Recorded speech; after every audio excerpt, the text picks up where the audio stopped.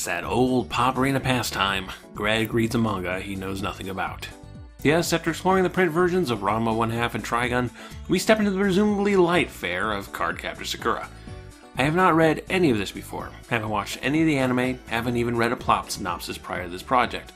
So what you'll be getting from this video are noob thoughts from somebody who doesn't know how the story will end. Here's what I do know. I know that this is a magical girl property.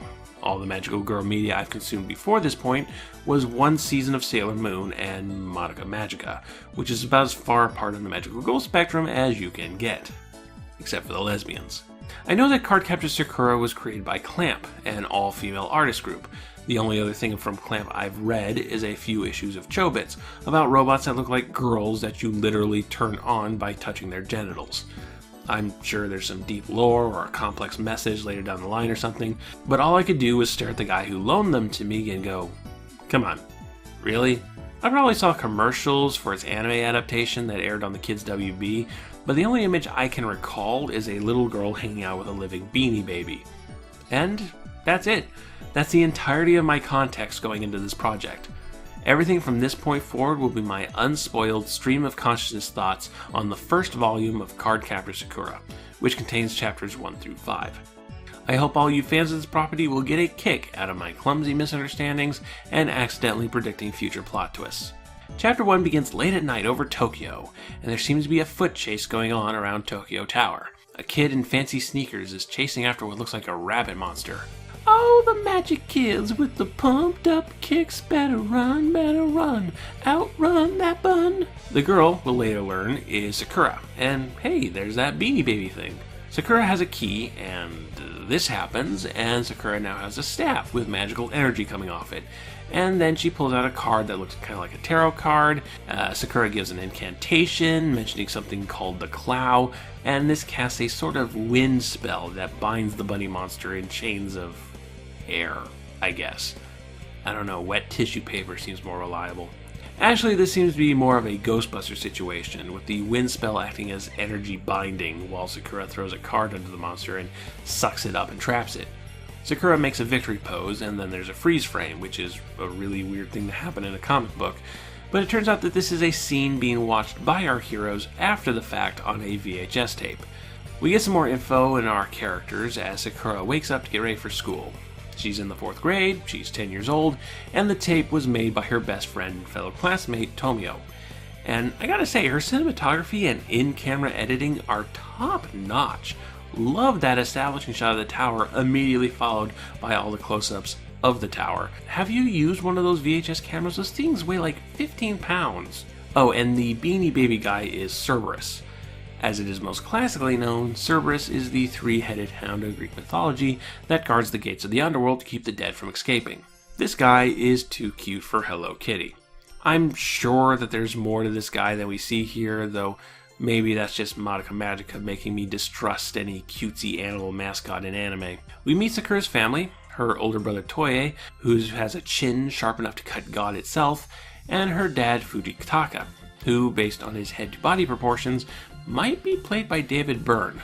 Also, Sakura's mom is dead, which I think means Clamp is required to send Disney a royalty check. We also meet Toye's friend from high school, Yukido, whom Sakura has a huge crush on. So Sakura goes to school, meets up with Tomio, then goes, oh yeah, I should probably explain the plot. Okay, so 2 months prior, Sakura found a strange book in her dad's library, and out popped Cerberus, the guardian of the book. Cerberus explained the book contained clow cards which contain magic that manifests itself as monsters. Except the book is empty, which means the monsters are loose and will cause trouble. The book and the cards were created by a wizard named Clow, and only a person with some magical power can open it, meaning Sakura must have some innate magical ability. And before you know it, Cerberus enlists Sakura for a hunt for the cards. Here stands the one who wishes to enter in contract with thee. Well, now hold on, Sakura didn't say anything about signing any contracts or wanting to be involved in gathering up these cards. You're just forcing magical bonds onto this poor girl, and oh god, is this Animorphs? Did I just accidentally find an Animorphs? And so Sakura is given magical powers and quested with finding the cards, gaining the title of Cardcaptor. So let's pause for a moment so I could tell you my impressions up to this point. 1, this is basically the 13 Ghosts of Scooby-Doo. 2, I was really into Pokemon in my youth, which included buying into the very lucrative Pokemon card game. I spent a lot of money on that game, way too much money. I wasn't into Yu-Gi-Oh, but I knew plenty of people who were, playing cards during our lunch hours. I saw many less popular anime-based card games pass through the game store over the decades, and while not tied to an anime, I have known people that have gone into debt for Magic the Gathering. So now, well into my adulthood, when I find a property that's premise revolves around cards and the collection of said cards, that immediately raises some red flags. I stopped to do a little research, and yes, Cardcaptor Sakura had a trading card game based on it, though it doesn't seem to have been really that popular or left much of an impact. But unsuccessful merchandising is still merchandising. While merchandising is an inevitability with most mainstream properties, I can't help but get a bad taste in my mouth when the property is built on top of merchandising, which, yeah, includes all those 80s cartoons people my age love so much. G.I. Joe was a garbage property that mixed Reagan-era patriotism, 1960s nostalgia, and athletic endorsement to sell children plastic totems of itself. Is Cardcaptor that bad? Probably not. Am I being too cynical? Probably yes. But I did fall under the gotta catch 'em all spell once before. Never again. Never again. Alright, back to the story. Tomio thinks it's really cool. She loves having a sort of superhero as a best friend. In fact, Tomio made all of Sakura's card capturing outfits. Cinematographer and wardrobe, Tomio is going to storm Hollywood one of these days. This entire first chapter is just set up and showing us Sakura's average school day, before a sudden explosion of action. A giant bird flies over the school, kicking up a furious wind. Surely it's one of the clow card monsters. So we kick off chapter 2 with a bit of intel gathering. It's night, and Sakura and Cerberus head back to the school grounds, under the assumption that the beast will return to the scene of the crime. Tomio meets them wearing this? Are those bells? Is she covered in bells? It doesn't take long before the bird shows up, specifically the fly card. Sakura goes to work, but her go-to strategy of using the windy card to bind the creature doesn't work because... Actually, I'm not sure what happens. The action so far has been a muddled mess of lines with no sense of space. Suddenly, the fight is just over, with Sakura bummed that she failed to catch the creature. Cerberus explains that different cards have different personalities and temperaments, and Windy is too nice to be involved in a straight-up fight with Fly. I think? Sakura goes to bed and has a dream, seeing a wounded Fly bleeding on the ground. On the way to school next morning, Sakura stops to watch Yukito do some sexy archery, but that's when Fly attacks again, causing a brief windstorm. Doubly determined to take Big Bird down, Sakura dresses up and approaches, this time summoning the Wood card, which causes trees and foliage to grow. Cool. I don't know what this does in the fight, but cool. Instead, Sakura jumps up, confirms that the bird monster is hurt, and reassures it that everything's going to be alright, calming it down and eventually leading it back to its card. I remain confused by the action in this manga, but it does get the point across. This isn't a property about fighting monsters, at least not exclusively so, but figuring out the personalities of monsters and using that to either trap or coerce them back into their cards. Right away, the manga wants you to know that this is about compassion and understanding. At least, that's what I think they're going for this early on. I look forward to being proven wrong. The Fly card allows for wings to spring forth from her staff, basically giving Sakura a witch's broom to fly around on. This ends chapter 2. Chapter 3 begins in school, with Sakura having a good day until she hears rumors of something grabbing legs and arms in the school pool.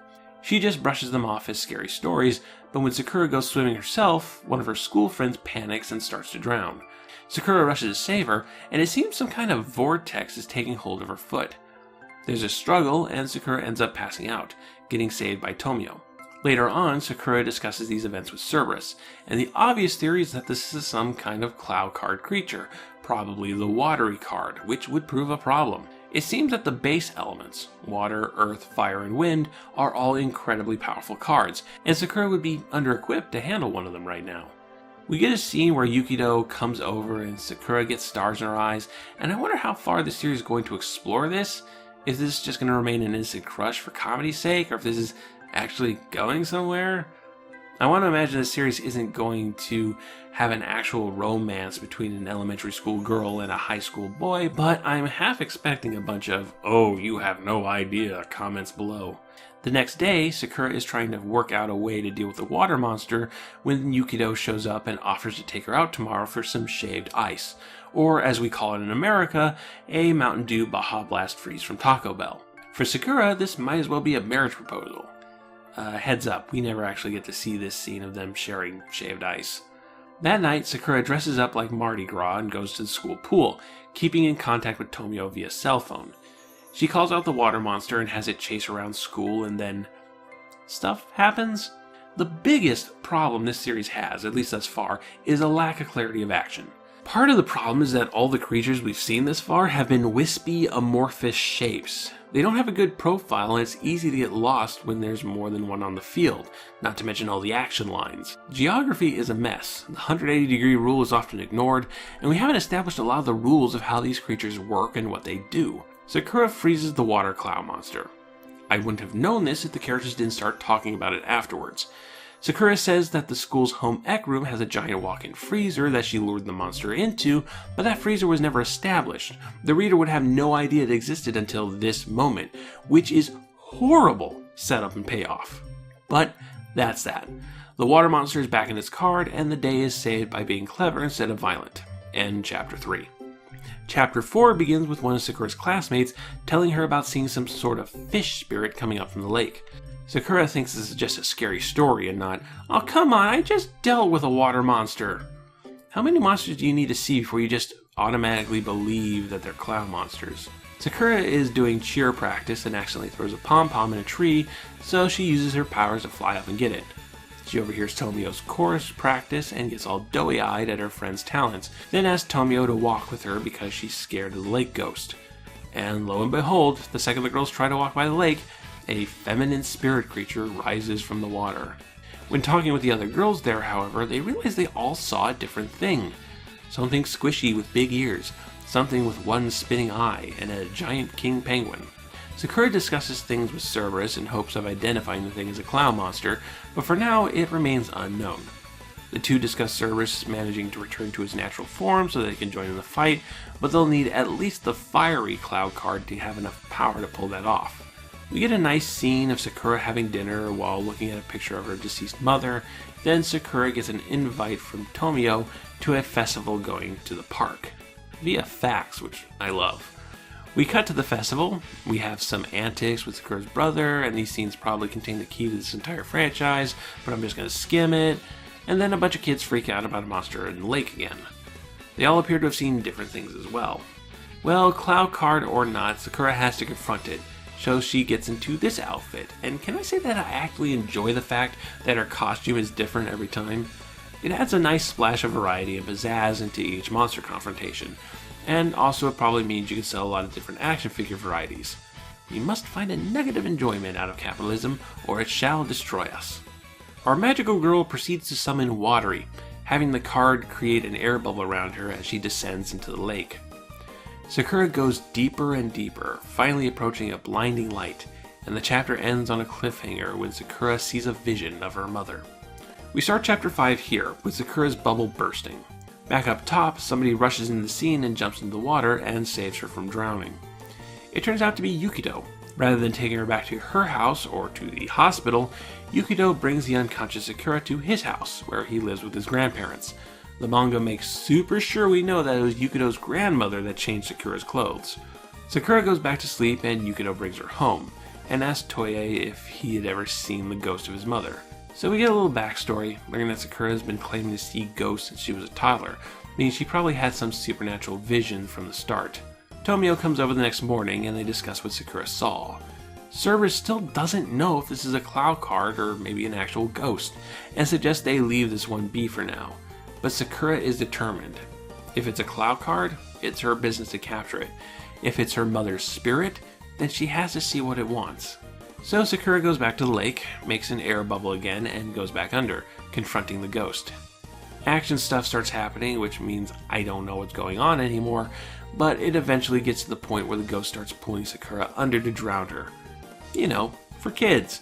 Sakura realizes that there's no way this is her mom, and at this, the ghost visage gives way to some trapper-keeper pattern.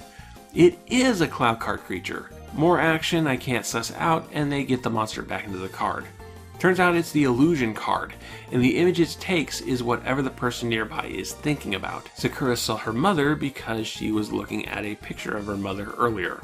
And with the illusion card back in Sakura's possession, we end Chapter 5 and conclude this volume.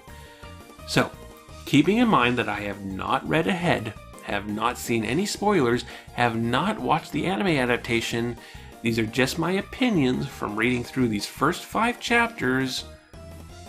I like it. I stand that the action sequences need work. The setup and payoff could be done better, and I'm still super cautious about a work that is so easily merchandisable.